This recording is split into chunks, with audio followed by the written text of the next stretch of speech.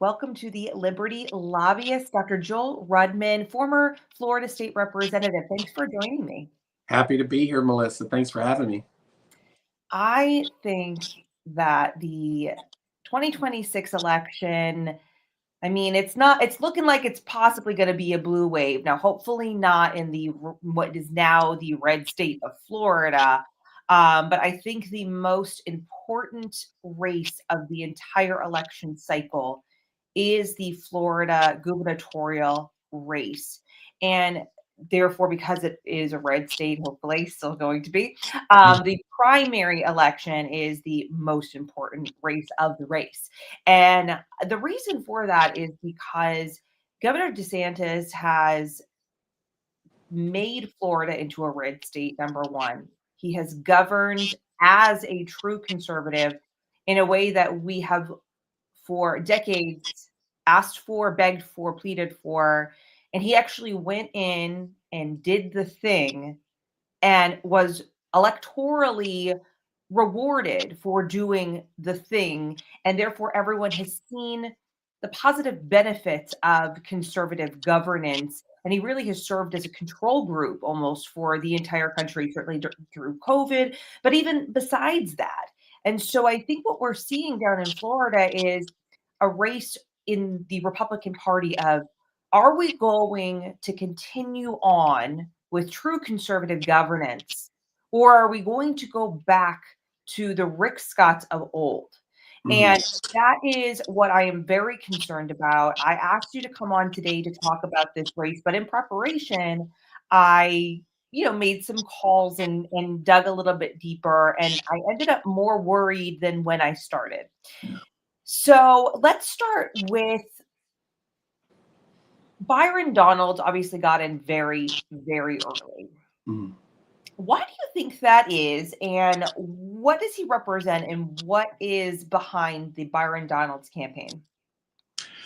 Well, like I said earlier, thank you for having me, Melissa. And I know exactly why I'm here, because I am one Republican here in the state of Florida, among many in the free state of Florida. I am one Republican who will tell it to you straight, whether you want to hear it or not. And unfortunately, that's the problem I think we're having in the state of Florida right now. I think we've had so many successes under Governor Ron DeSantis that people, I hate to say it, I think people in the state of Florida are taking it for granted.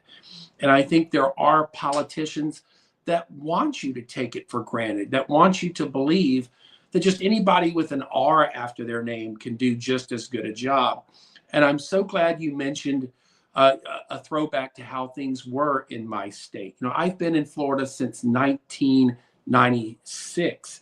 And I remember we've had Republican governors virtually my entire time in the state of Florida. I remember the days of Jeb Bush. I remember the days of Charlie Crist. I remember the days of Republican Rick Scott. And listen, nobody was packing up and moving to Florida during those decades. I mean, as someone who wasn't necessarily involved in the world of politics, I was a young doctor struggling to make ends meet. I didn't really pay a whole lot of attention to the political scuttlebutt, but I do know for a fact that there was nothing that made Florida unique during those 15 years, even though we did have Republican governors. The change occurred, as you rightly said, the change occurred in Florida with the election of Governor Ron DeSantis, and specifically with how he approached the COVID debacle. We were one of the first states in the nation to open up. We were one of the first states in the nation to question what we were hearing from the federal government. And as you and I have talked before, Governor DeSantis, he's not someone that uses flyers or mailers. He doesn't use words. He chooses his words carefully. Because everything Governor DeSantis says, okay, it's not a talking point. It's not something that's been poll tested. Everything that comes out of Governor DeSantis's mouth is the gospel according to Governor DeSantis. If he tells you he's going to do something, if he tells you he means something, well, then you can bet the wretch that he's going to pursue it. And I think we have to be very careful here in the state of Florida going forward. I think of that famous quote that Governor DeSantis gave. I'm not sure if you guys got it up in New Hampshire or not. A reporter asked him one time about his governance of the state.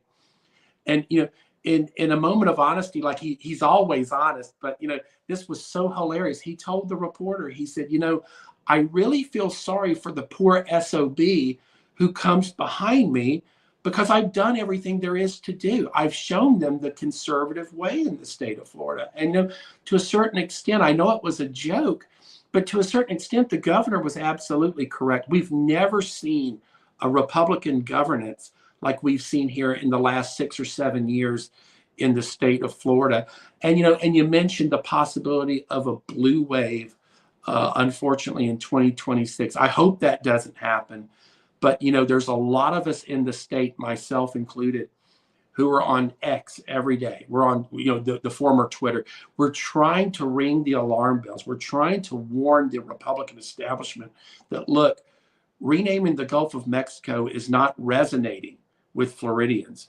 When people can barely afford their mortgage payments, when people are no longer moving to the state of Florida, not because they don't like our policies, but they can't afford food in this state. They can't afford a house in this state anymore. So there are loyal Republicans like myself and hundreds of others who are trying to tell the party, guys, listen, we've got to get back to what brought us here. We can't just say, isn't it great to be Republican? Isn't it great to have the Gulf of America? We have to stop, and I mean this nationally, Republicans must stop gaslighting the public and telling them that their reality is fake. That is not true. We had a real opportunity as a party to come in January and say, look at the mess that the Democrats created. It's not going to be overnight, but we can all work together to try to make this better. Okay. And instead, if it was like, oh no, we flipped a switch and we're in power and so everything is great. And, I actually know people in Florida who are Democrats who lived there before Governor DeSantis took office. And just a reminder for everybody, when Governor DeSantis first got elected, he barely got elected. That's right. Truly by the skin of his teeth, because Florida was the ultimate purple state. We went from hanging chads to Florida being the only state that had a red wave in the midterm election of 2022. And that was because Governor DeSantis created a package. I always say this. So I know people, Democrats in Florida, who voted for him in 22. And the reason for that is not because they agree with everything that he does or says or believes. It's because he created a package deal where they could look back at their lives and say, my life is better because of this package that was created under this leadership.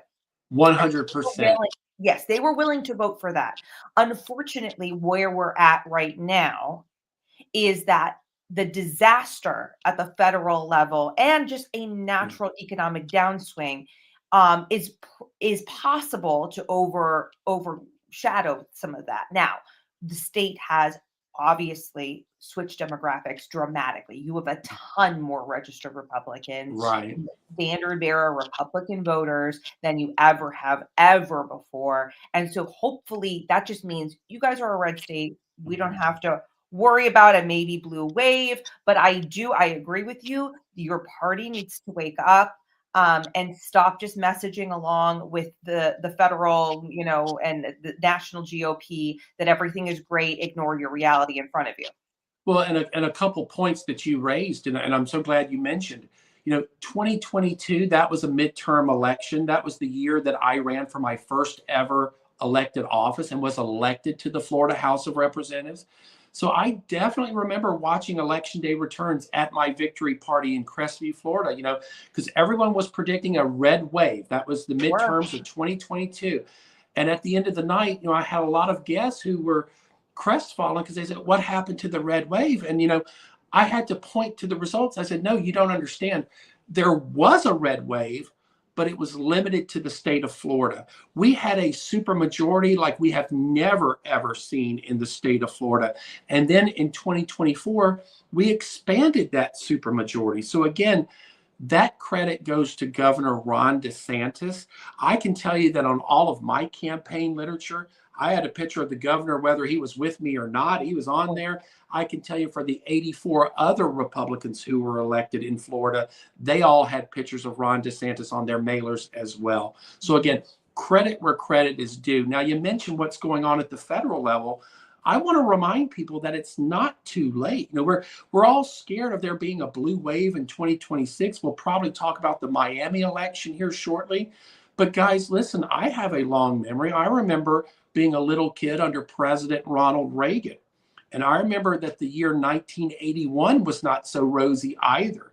There was still a lot of inflation in 81. There was still a lot of turmoil, a lot of economic doubt. But President Reagan did not go to the American people and say, whatever you think you're dealing with, that's fake news. That's not reality. President Reagan, he embraced the news and he told people, look, stay with us. We're getting there. We're making changes. Yeah, But yeah, to gaslight the American people and say that just because we have an R after our names, we're impervious to criticism.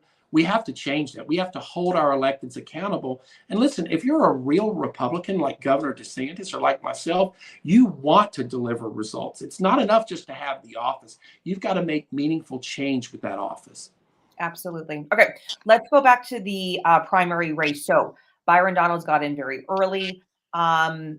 He got the Trump endorsement practically immediately, Right. which, the Trump endorsement has been a real issue. Before the invention of MAGA, the Tea Party movement was making some real inroads as far as primaries. Right. We all seem to sit back and identify as a party that the GOP was just broken and we were never going to fix it. And we had to really engage in primary elections to get better quality candidates who actually meant what they said. And Right. what unfortunately has happened is that since Trump has become the most important, powerful figure in the GOP, he has gone back to endorsing the same old establishment, do nothing, frankly, lying Republicans.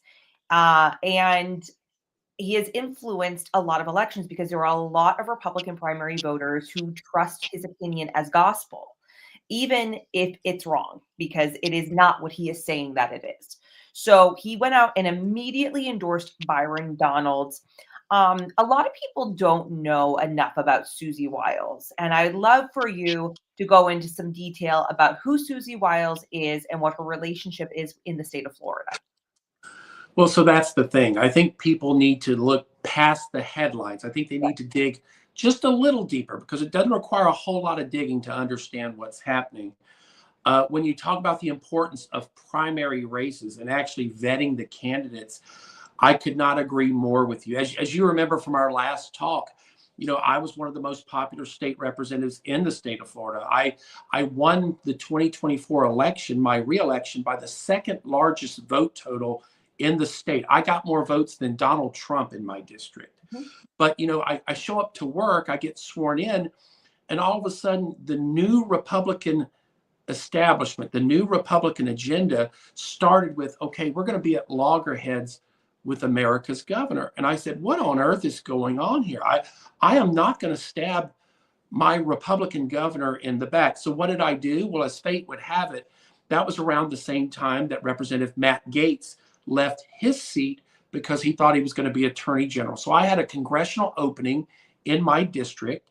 It was a convenient way out of this anti-DeSantis attitude that has since permeated the halls of Tallahassee. So I ran for Congress. And as you alluded to, these endorsements that come unwarranted, these endorsements that really aren't based on anything factual, it's based on who will kiss the ring. I was a victim of that. I ran against a candidate with $20 million, a candidate who didn't even live in Matt Gaetz's district, but yet he was chosen as the anointed one by Susie Wiles, who is President Trump's chief of staff. They, in fact, got the Trump endorsement. And, I may have told you this before, Melissa. I certainly don't mind saying it again. One of my Republican campaign managers at the time, okay, he had connections to the Wiles family. So we actually thought we were in the running for the Trump endorsement. We were told through the network, right after trying to communicate and trying to get the Trump endorsement, we were told by someone in that establishment, someone in the Wiles hierarchy, there's no way in hell Dr. Rudman's going to get the Trump endorsement. Why? Because they looked on my Twitter and I was too friendly with Governor DeSantis. And this Republican upon Republican hate, this Republican backbiting, it has to stop. And again, I think all you have to do is connect the dots. Byron Donalds, you mentioned Byron Donalds. He's one of the candidates running to be governor in 2026. Yep, and he's on TV every 5 minutes saying absolutely nothing. Fox News is pushing him as if there is no other Republican running. And he has never, ever answered a single question that I've ever heard asked of him. He has absolutely nothing to say. He has nothing that he's running on. Yep. You know, I met Byron once at a local function where I basically was the second to last speaker and Byron was the keynote speaker. Okay. I think that was Memorial Day of 24, I guess it was. I guess that was 24. So I gave my usual kind of talk, you know, about being, you know, pro Bill of Rights and pro conservative. You know, we got to deliver conservative results. Byron gets up there. He actually lifted a little part of my speech, which at the time I was humbled. I thought, wow, he's saying exactly what I just said 10 minutes ago. But other than that, you know, it really wasn't inspiring. You know, I actually looked back, you know, because you know how it is. Anytime you're at one of these events, you know, you take a lot of photos, and this was a gala event. I look back through my photos of the evening. I was so unimpressed, I didn't even take a photo with Byron Donalds. And that's unusual for a politician, right? Normally we're taking photos. We have people taking pictures of us left and right. There are no photos of me with Byron from that evening because I guess I just thought, well, hey, I could have said that. I could have, you know, it really wasn't very inspiring. And so again, you start to connect the dots. You start to say, well, where did this endorsement come from? Well, if you follow social media and if you look at things like Twitter or what we call X, if you look at, you know, Facebook, you'll notice every time Byron chimes in on something, it's quickly backed up by the usual suspects. Usually Rick Scott's in there somewhere egging him on. Usually, you know, my nemesis from the district up here, Jimmy Patronis, is in there egging him on. And when you look at these characters, Melissa, they are career politicians. They don't really have much to hang their hat on. But, you know, I know we're not here to bash Senator Scott, but if you do look at Senator Scott's resume, there's absolutely nothing to hang your hat on. Most of it is actually what he accomplished in Florida were actually Democratic principles. Mm-hmm. Rick Scott's the one who gave our beach away in Destin, Florida. Rick Scott's also the one who signed the Marjorie Stoneman Douglas Act that took away a lot of our gun rights in the state of Florida. So to me, it's guilt by association. You were asking, where did this Byron Donalds character come from? Well, he's pals with Susie Wiles. He's pals with Governor Rick Scott. They all got their start. You know, Jimmy Patronis, they all credit Rick Scott with giving them their break in the political world. And so these are just, if you ask my opinion, these are just political paybacks. What is Susie Wiles' connection to Florida, and why does she care so much about it? So I wasn't around at the time, right? But the word on the street is, and I'm sure you can verify this, that Susie Wiles actually worked for Governor Ron DeSantis back in the day. You alluded to the fact that Governor DeSantis, we were very fortunate to get Governor DeSantis after that first election. It was a nail biter of an election. So my understanding, I don't know if it's right or wrong, but, you know, when I was in the legislature, I was told that he was less than impressed by what he saw from her. And so he axed her. He let her go. Yeah. And so, you know, apparently, you know, what's that saying about a woman scorned? Apparently, she's had an axe to grind with our governor ever since. And again, you can see it in these connections. It doesn't have to be Susie Wiles directly, but when she has a hand in raising money or elevating our Speaker of the House, for example, Danny Perez, is it any wonder why Speaker Perez would hit the ground running with an agenda that's totally anti-DeSantis? Anything Governor DeSantis did Speaker Perez spent all of last year trying to tear down. We've had significant tort reforms in the state of Florida. People were afraid to move to Florida because our homeowners insurance was getting to the point where, the center just simply could not hold. People could not get homeowners insurance here. Governor DeSantis fixed that with tort reform. And then the most recent Republican legislature, the legislature that existed after I left, mind you, I took no part in this, but the most recent version of the Republican Florida legislature, they took an axe to all those reforms, or they tried to. Thankfully, they were not successful. But again, if you ask me, this is all politically motivated. It's not about the best interests of Floridians. It certainly isn't about the best interest of the country. It's about seeking revenge on our governor, the greatest governor in America, and it's about climbing the political ladder simply by just saying platitudes without having any record to stand on. And again, that's not how I ran for office. Those aren't the Republicans I look up to. I look up to Republicans who have a proven track record. And there's actually a couple in this governor's race that I'd actually be happy to talk about. Yeah, we'll get to that. You're very political on how you spoke about Susie Wiles. I'll give my opinion is that there are two things about Governor DeSantis that makes Republicans angry. And one is that he will always do what he thinks is right, even if it angers his donors and the donor base. And I think that Susie Wiles would like her access to the Florida donor base back. And so she has to have her governor in there who is not going to be angering the Republican donor base down there. And then the other thing that makes certain Republicans upset with Governor DeSantis is that he doesn't, and I mean this lovingly, he does not abide by people being around him who are not with the program. He takes out the trash. Okay. And that angers people. And I think that is what happened with Susie Wiles. And he's done it with a lot of people, frankly. Again, if you're not with the program, he is not going to keep you around. And if you are in any way like working against him or working against the value, you are out. He will take out that trash unapologetically. And that is exactly what he did with Susie Wiles. And yeah, I don't think she'll ever forgive him for that. I think she also would like her donor base back in her control. Okay, so yes, there are a couple of people running. Obviously, Byron is one being pushed by the administration, the Trump administration, by national GOP, by legacy right-wing media. He is on TV every 5 seconds saying absolutely nothing. Who else is currently in the race? So there's another entry into the race that I know personally. There's my Speaker of the Florida House, Paul Renner, who entered the race. Now, there's been some backroom drama there. Apparently, word here in Florida was that Speaker Renner asked for the DeSantis endorsement. The endorsement was not forthcoming, but Speaker Renner, God bless him, he entered the race anyway. Now, Paul Renner, for those people that don't recognize the name, he was my Speaker of the House in Florida, your Speaker of the House for 2 years.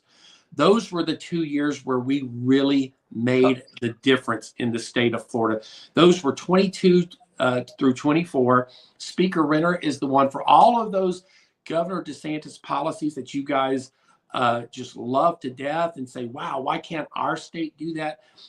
A governor can't do these things alone. He needs a strong Senate. He needs a strong House. Well, in Florida, our Senate tends to be a little more moderate, a little more middle of the road. So the trouble when you're trying to pass a bill in Florida, it's not the House, it's the Senate. Same in New Hampshire. In the Florida House, he couldn't have asked for a better ally than Paul Renner. I mean, the two were in lockstep. I personally, I didn't see any horse trading going on. I never saw Speaker Renner, just like Governor DeSantis, you mentioned fantastically, and you understand Governor DeSantis perfectly. He does not compromise his principles. I never once saw Speaker Renner compromise his principles either. My first interaction with Paul Renner, I'm a newbie there in Tallahassee. I'm a doctor. I don't know anything about politics. We had a Republican get together at a little barn outside Tallahassee. I'm sitting there loading my plate up with, barbecued beef. And lo and behold, the speaker's right behind me in line. I don't know why. I guess I was naive. I chose that moment to turn to Speaker Renner and say, Speaker Renner, I know you don't know me, but I was sent here by voters of the third district because we need our gun rights back. Will you help me with that? And again, I guess I was just naive. Would you believe uh, the Speaker of the Florida House turned to me there in the barbecue line? He said, he said, we've regretted doing that back in 2018 since Governor Scott signed that. He said, that is a priority of mine. He said, we're gonna take care of that. So to have a Speaker of the House treat a newbie in that manner, not just to treat me with respect, but to agree with me, and he's very principled too. All those key items of the DeSantis agenda, Paul Renner did not have to be talked into that agenda. He was lockstep in with that agenda. So my only concern about Speaker Renner is that obviously this is going to be a race that's going to require a lot of investment, a lot of money. And I think that's why you had such an early endorsement of Byron Donalds. They're trying to discourage people from running. They're trying to say this race is over. It's going to be hard to find donors. It's going to be hard to find cash to get your message out. I just hope that Speaker Renner is able to persevere and able to get his message out, because it is a positive message. And it's the same message that Floridians signed on to time after time again since 2018.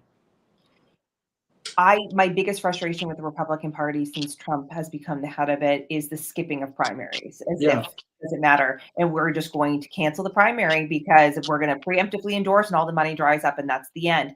Now, obviously, Renner's major issue other than financing is he doesn't have name ID the way that, Byron Donalds does. And for just being frank, name ID at the end of the day tends to win. And I think that has been the real challenge with this particular race. And I know that there was a big push for Casey DeSantis to run herself because the name ID is, taken care of, right? And I think she would have easily, without even trying, frankly, trounced Byron Donalds. But Casey, from everything I've heard, is not interested in running for governor. I think she did consider it, but she's not interested. So what I think is happening here on the ground in Florida, at least in my neck of the woods up here in Northwest Florida, people are waiting with bated breath to see who gets the Governor DeSantis endorsement.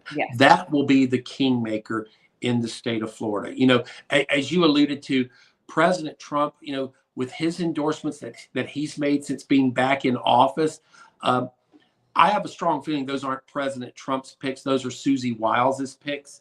And again, if you look at the track record, I mentioned the person who bested me up here, Jimmy Patronis. His record's not stellar so far in D.C., but we have another character by the name of Randy Fine down in Central Florida who got the Trump endorsement. And I think people are having regrets about that one as well. So I think moving forward, sure, we would all love to have the Trump endorsement, but it's in effect, it's a Susie Wiles endorsement.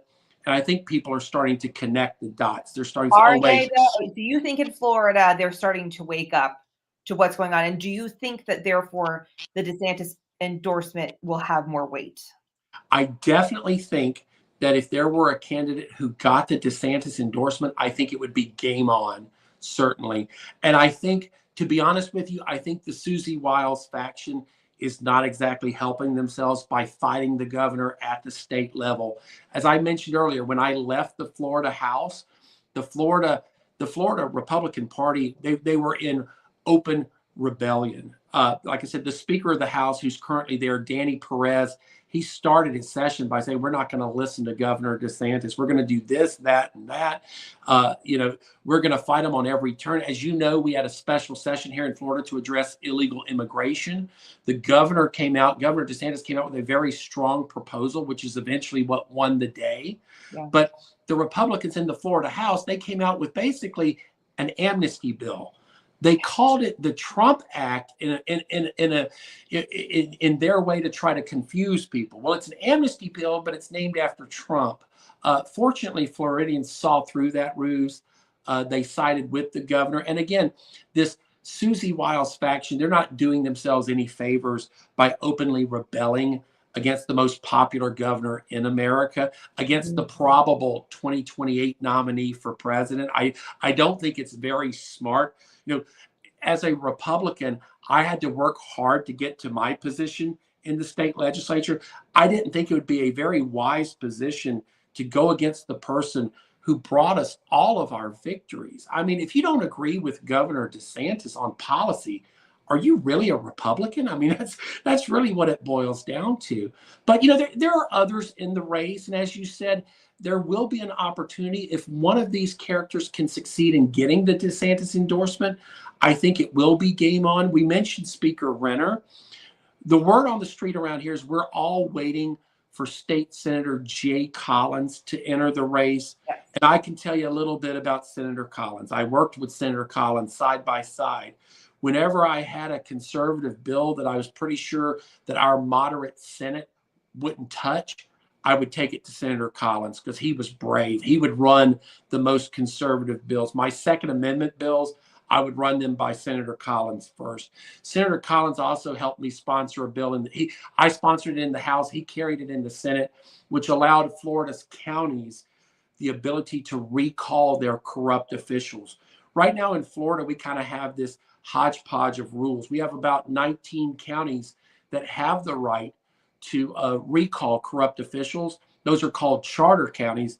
The rest of the counties in Florida, they don't have that ability. Mhm. My county, for example, that I'm currently coming from, we don't have the ability. If we have someone in there who's corrupt, we have to wait until the next election, or we have to attract the governor's attention to yank them out of there. You Mhm. know, we're talking about citizens' rights. We're talking about the right to redress your grievances, the right to recall corrupt officials, the right to have the same right that they have in Miami-Dade County, who can recall their officials. So Senator Collins was on board with that. He was on board with a lot of Governor DeSantis's initiatives. Again, he would be the Senate sponsor on a lot of those. Mhm. Of course, you also know the backstory on Senator Collins. Former Green Beret, lost his leg serving to protect our country. And not only did he lose his leg, he re-upped his commitment after losing that leg. So I think with Senator Collins, you're looking at somebody, you know, I believe he was new to politics just like I was in 2022. He jumped straight into the state Senate. Mhm. So he jumped into the deeper end of the pool, you know, whereas I was in a very pro-Republican party, you know, very Yeah. pro-conservative. As conservative as I am, I was only the second most conservative member of the legislature. Senator Collins was just as conservative as I was, but he was in the more moderate Senate. So, you know, a lot of his proposals, you know, he had to work with people who are way more moderate in their temperament. So he was up against it a little harder than I was, but he was still able to bring so many initiatives across the finish line. So we know what a fighter Senator Collins is. Yeah. We know that he would be, just like Speaker Renner, we know that he would be a fitting successor to Governor DeSantis. The question is, number one, will he get in the race? We think all systems are go as far as that's concerned. We're just simply waiting for the announcement. And you know, the problem with that, Melissa, is you get all of these naysayers. You get all of the fake news, all of the liberal media. They're trying to read the tea leaves. They're trying to read between lines that aren't there. So, like for example, I was invited the other day by telephone to a town hall featuring Jay Collins. Well, then some pay-for-play reporter here in Tampa, you know, he runs a website that I'm not going to give it any press, but basically on his website, he ran a story that said, "Oh, Governor DeSantis was supposed to participate, and he didn't even show up." Well, that was not true. I actually printed my voicemail that said word for word what was in that announcement. Governor DeSantis's name was never mentioned. So the problem we're having with Senator Collins, he needs to announce soon because Yeah. there's already a lot of negative press, fake news that's Right. being But stirred and up then by the. eventually fake news becomes reality. And I here's where I'm at.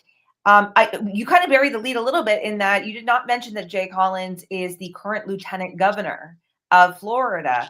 And I mean, it doesn't take a genius to see that Governor DeSantis was attempting to elevate him to build that name ID necessary to topple somebody like Byron Donalds. And so he is the current lieutenant governor. He's been put in charge of a bunch of different projects. I mean, you guys didn't have any major hurricanes, but I knew he was going to be sort of in charge of hurricane response. Should you have that situation? He obviously was in charge of the evacuation efforts in Israel when the Iran war started, and he did that. He did an amazing job. But all of that was, he did build a ton of great press and great name ID that would be perfect to be lined up, right, to run for governor. I just don't understand why he hasn't declared yet. And I feel like I'm getting a little bit of PTSD here from the last presidential primary where we were all waiting and waiting and waiting for Governor DeSantis. I'm up here in New Hampshire, right? So first of the nation primary, I was watching it fail as the time was ticking. And I know why he waited as long as he did, because he was waiting to get through the legislative season. Right. If I'm going to say that there's a failing of Governor DeSantis, there is a political failing of him, which is that he is so focused on policy and policy outcomes that he sometimes ignores electoral realities when it comes to just campaigning. And I think he did that to his detriment in the primary. I'm not saying it would have made all the difference in the world, but he allowed all of the negativity and all of what you're talking about, the fake news, to build up for way too long before he even launched. And then it was kind of failure to launch. And I feel like I'm getting a little bit of PTSD here, seeing that happen again with Jay Collins. In my opinion, he should have declared like last month. I don't know if he's waiting till after the holidays. I don't know if you have any insight, but the thing that has given me the most concern is that in what I think is getting into too late territory here, there's sort of a vacancy, like there's a hole that it's filling up. Yeah. And this happened in the presidential primary. We got characters like Vivek Ramaswamy stepping in. And I feel very strongly, and I think it's not even that much of a guess here, but Vivek kind of came in as part of a plan with the Trump campaign to appeal to a certain brand on the right that was more to the right of Trump, that would maybe be DeSantis voters, to make sure he peeled off a certain amount of DeSantis voters. And I think he's been richly rewarded for that by being early endorsed as governor for Ohio, and the Ohio Republican Party basically canceled their primary.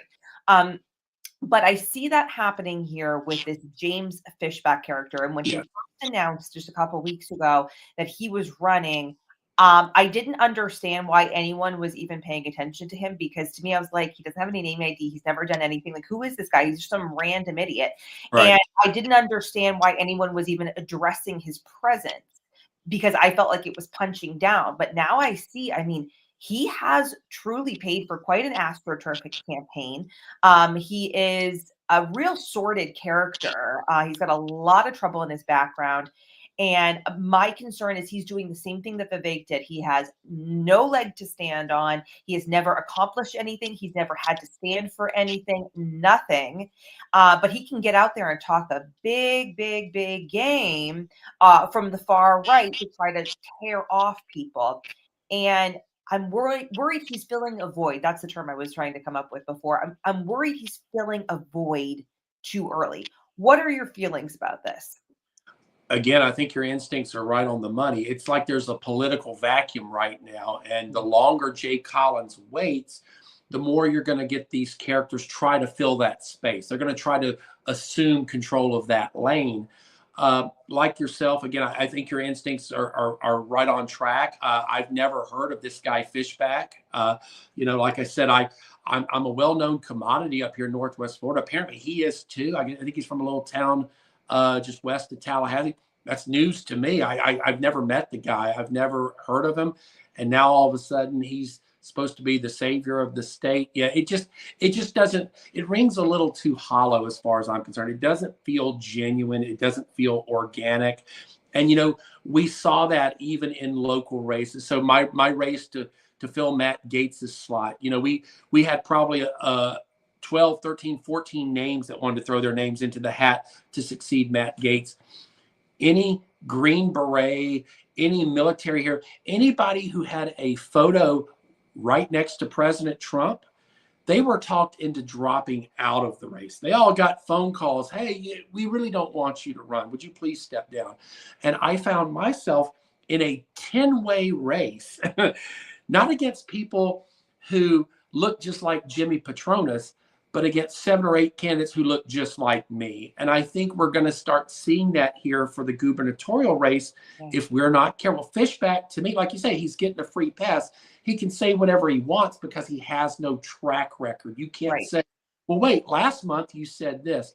There are still some telltale signs on Twitter for those that dig a little deeper. Again, it just seems a little less than honest. It doesn't seem organic, but that's the risk that Jay Collins is running by waiting so long to announce. As a matter of fact, it bit him the other day. You know, the governor was at one of his daily press conferences. And again, the media who's in the tank for Donald's, you know, understand that they knew the answer they were going to get when they asked the question. They asked the governor point blank, are you endorsing Jay Collins? Well, bear in mind, Jay Collins is not in the race yet.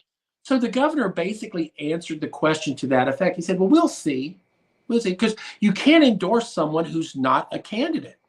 And instead of thinking like I thought, well, hey, he's just simply waiting for him to announce, the pay-for-play media, there were front page stories all over the websites in Florida saying, governor renounces Jay Collins. Collins does not get the endorsement. And that's a lie. No such thing ever happened. I simply heard a governor who was waiting for the announcement to formally take place. And then I felt like the endorsement was soon to follow. But, you know, the pay-for-play media, they're going to twist things to their advantage. And again, this is the concern. When you leave that political space open, people are going to fill it with misinformation. They're going to fill it with garbage. They're going to fill it with these shady characters like this Fishback guy. You know, so it's going to be an interesting race. You know, as a former politician in the state of Florida, seeing this happen, not just in the gubernatorial election, but in multiple elections. You know, there was the race down in Miami, the city of Miami this week, that split Democrat. So I think what you're seeing in the state of Florida, people want to see results. It's no longer good enough to just say, well, I'm the guy with an R next to their name on the list. If you don't give them a reason to turn out, they are not going to turn out. And you know what? I totally understand. You know, I get frustrated with what's happening at the federal level with our Republican Party. And so to me, I've told myself I'm not voting. You know, when these characters ask for my vote, you know, they're going to have to earn my vote. I'm not just going to turn out because that's my duty. You have to give me a reason to turn out. And I think you're going to see the same in the gubernatorial election of 2026. I think we really do run the risk if we just trot Byron Donalds out there, just simply based on his name, with no credentials whatsoever. I think we run the risk of a lot of Republicans being disenchanted. I think a lot of NPAs will look at the two candidates, and I think NPAs are smart enough to know, hey, look, this guy doesn't have any credentials after his name. That's the risk that we take if we nominate an untested character like a Byron Donalds. We have perfectly good choices in Paul Renner, hopefully in Jay Collins. I hope Jay enters the race soon. But again, you need to call him. Well, you know, it's funny because he's one of the few numbers I kept on my phone. That's how good of a guy he was. I erased most of the names and numbers, contacts from my phone, but I have Paul Renner's number and I have Jay Collins's number. And of course, if I were you, I'd be texting him every day. What's going on, dude? Like, are we doing this? Like, but seriously, this isn't about which horse you like the best or who's got the prettiest jewels, you know, in their hand. We seriously run the risk of having this state not just go purple. This state could conceivably go blue in the gubernatorial election. All the signs are there. Let's talk about Miami. So, you know, Miami has had a Republican, sometimes Republican in name only, but they have had a Republican on paper mayor for the last 30 years until this last election. So Miami's a little different. You have the city of Miami, which is basically you're talking inner city, right? You're talking Little Havana and stuff like that. And then you have Miami-Dade County. So it's important not to confuse the two. Miami-Dade is where a lot of my former colleagues were from. They were from Hialeah and places like that, Doral, which are solidly pro-Trump, solidly pro-Republican. But in the city of Miami, as someone who lives 10 hours away, it looked to me like the Republican Party just basically wrote off the city of Miami. We had a good Wow. candidate. We had a candidate who had the verbal support of our governor, of Paul Renner. Paul Renner was very vocal about voting for Emilio Gonzalez, but when push came to shove, the Republican Party of Florida, they were nowhere to be found. Our higher ups in the party were actually at the vice president's house on the night of the election. They were celebrating Christmas. They would rather see and be seen at the Naval Observatory than fight like hell to keep Miami in Republican hands. We actually had state representatives from that area who were on Twitter mocking some of the turnout to vote efforts. And you know why? Because they didn't like DeSantis being all in. They didn't. Jay Collins actually attended one of those rallies. And so again, the Susie Wiles faction, they shot down the Miami candidate simply because Jay Collins was standing there. I mean, the open So rebellion do that's you happening think, right now yeah, do is you think that ridiculous. the infighting is what caused the loss? So You we know, I'm had, sure, I'm sure it didn't help. I'm sure there were people who probably didn't work as hard as they would have otherwise, Mhm. simply because they didn't know who was going to get credit for the victory. And we've got to get away from this, guys. We've got to Ooh, get away from, is this a Trump victory? Is this a DeSantis victory? Look, I like both people. I can like more than one Republican leader, and I think we have to get back to working to ensure that we don't fall into the realms of being a purple state. But like I said, Melissa, it's not so far-fetched to think that we couldn't turn into a blue state. I mean, you have people like David Jolly running as the Democratic nominee here in Florida. David Jolly is a former Republican. So again, everyone's trying to kind of run in that lane. Hey, we're middle of the road people. We're reasonable yeah. people. We can't let them lie to people. We can't go back and be Democrat. We simply refuse. We can't let that happen. And my fear is with Byron Donalds at the top of the ticket, what exactly is he giving people to vote for? What is Well, exciting about Donald? And so then it comes down to, is it just a Republican enough state that he can just hang on regardless? But otherwise, I don't see him exciting. I don't see a Democrat turning out to vote for him. I don't see independents coming out to vote for him. And I don't really see a lot of excitement amongst the Republican base, frankly. well, let me put it to you this way. In Florida, you've got to win over the no party affiliations. You've got to win over the NPAs. That was something that Governor DeSantis, he has an uncanny knack for relating to the average person. That's why we love him so much here in the state of Florida. Just as a family physician, I'm speaking to you right now from my office here in Navarre, Florida. As a family doctor, I see 30 different people a day, every day. I've got an entire room where there's nothing but me and DeSantis on my pictures of myself with Governor DeSantis.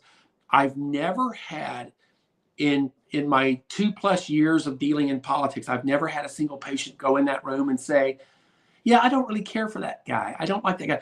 Everyone loves Governor DeSantis, whether they're Republican, Democrat, NPA. And if we run someone without that track record, if we put a Republican nominee out there who has no legs to stand on, that's just not going to fly with our NPAs here in the state of Florida. They're going to go back. They're going to look at, are there any independents running? Are there any, who is the Democrat nominee? And again, the Democrats are trying to fool people. They're not running their usual crazy person like Andrew Gillum. They're running David Jolly, who on the surface, he might can fool some people. So we've got to be sure that we have somebody who's actually got a track record that they can brag about and speak openly about. And again, I think that person is Senator Jay Collins, or if Jay has his reasons for not getting in the race, I am more than happy to throw in with Speaker Paul Renner. That was my general. That's who I would take a bullet for. So we have good candidates. Again, we have to let the primary process play out.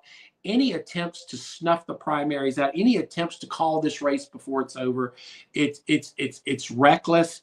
It's going to end up costing us in the end, and it could cost us everything. I think that's a great note to end on. thank you so much for coming on and enlightening us about the most important race of 26. How can people find you? So I'm all over social media. I'm at Doc underscore Rudman on X. I'm also on Instagram, Facebook, Dr. Joel Rudman. And again, I'm back to just being a family doctor. But, I know all of the players in Tallahassee. I know who's legit. I know who's just talking. I know who walks the walk. So if you do want to give me a follow on any of those platforms, about once a week, I enlighten you. Once a week, I rant about something that I wanted changed when I was in Tallahassee. And, you need a leader, you need to remember what life was like before Ron DeSantis. And you know what? Iowa, New Hampshire, you guys need to pay attention to what's happening here in Florida, because it's not just any Republican that could have accomplished all of this down here. It took one special Republican, and God willing, you guys will get a second chance in 2028. Don't make the same mistake twice. All right. Well, thank you so much for joining us, and call, Jay Collins. I'll text him now. Okay, brought him along. All right. You have a good Thank night. you, Melissa. Anytime. Bye-bye. That is it for the Liberty Lobbyist. You can follow me at Melissa Blasek NH or at rebuildnh.com. I'm sorry, at rebuildnh. And if you want to email me any questions, comments, concerns, you can always email me, director@rebuildnh.com. Until next time.